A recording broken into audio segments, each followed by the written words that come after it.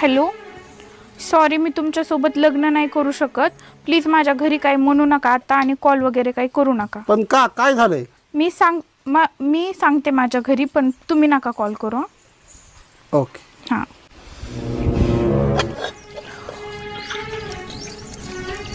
Mamma, का मला त्या काल बघायला आलेल्या पोरासोबत लग्न नाही करायचं.